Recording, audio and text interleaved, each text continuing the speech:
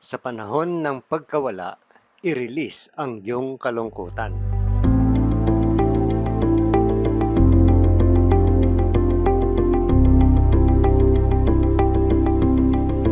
Kamusta po kayo?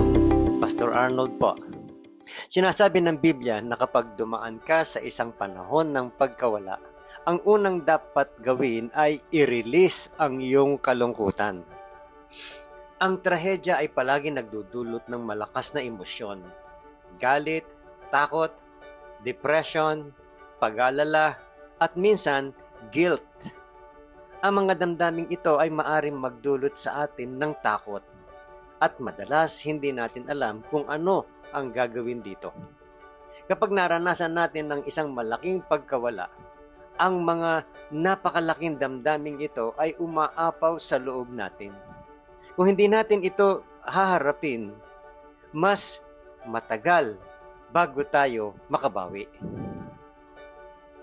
May mga tao na hindi direktang humaharap sa kalungkutan sa kanilang buhay. Tinatago nila ito. Itinutulak nila ito pababa.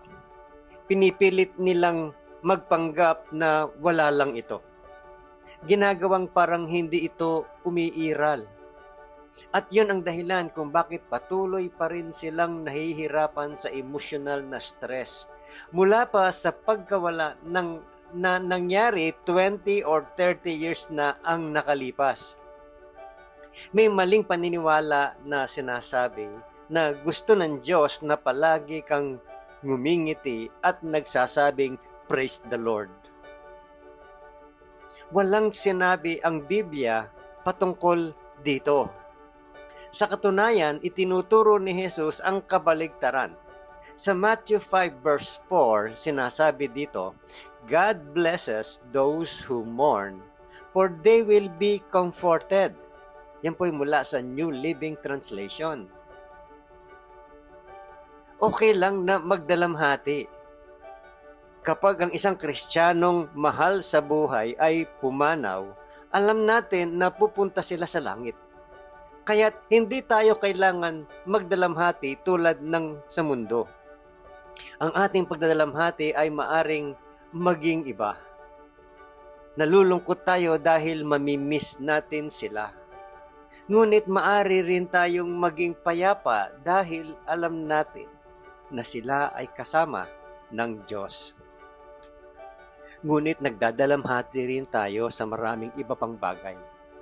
Isang nabigong marriage, na walang trabaho, o isang nasirang pangarap. Kaya't anong dapat mong gawin sa iyong mga nararamdaman? Huwag mong itago o kimkimin ang mga ito sa loob.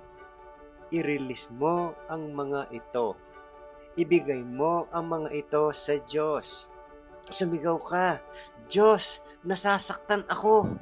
Nagdadalamhati ako. Mahirap ito para sa akin." Kung gusto mo ng magandang halimbawa dito, basahin mo ang aklat ng mga awit, kung saan madalas na inilalabas ni David ang kanyang nararamdaman at sinasabi ang mga bagay na tulad ng, "Diyos, nasa mahirap na sitwasyon ako ngayon. Talagang nasasaktan ako." Sumigaw ka sa Diyos tulad ng ginawa ni David. Sinasabi po sa Psalm 62 verse 8, "Pour out your heart to Him, for God is our refuge." Psalm 62 verse 8 ng New Living Translation. Kung ikaw ay dumaraan sa pagkawala ngayon, pakatandaan mo na kung hindi mo i-release ang iyong kalungkutan, lalabas ito balang araw. Ang mga damdaming itinatago ay nagkakaugat at kalaunan ay sumasabog na maaring magdulot ng mas maraming sakit at panghihinayang. Pakawalan mo muna ang iyong kalungkutan para maghilom ang iyong puso sa Diyos. Think about this, my friend. What are some misconceptions in our society that keep us from being comfortable with releasing our grief? Ano ang ilang mga maling paniniwala sa ating lipunan na pumipigil sa atin na maging komportable sa pag-release ng ating mga kalungkutan? Just think about that. Pangalawa, what grief or loss in your life have you struggled to deal with? How has it affected you? Ano ang kalungkutan o pagkawala sa iyong buhay ang nahihirapan kang harapin? Paano ito nakaapekto sa iyo? At ang panghuli, think about this, my friend. How can the church help someone who is grieving? How can you help encourage transparency in your church or in your small group?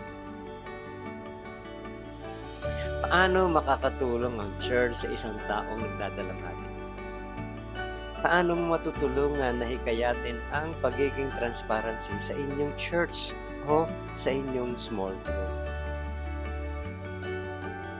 Ito po si Pastor Arnold Adriano at ang encouragement na ito ay hatid sa inyo ng Malabon Community Church.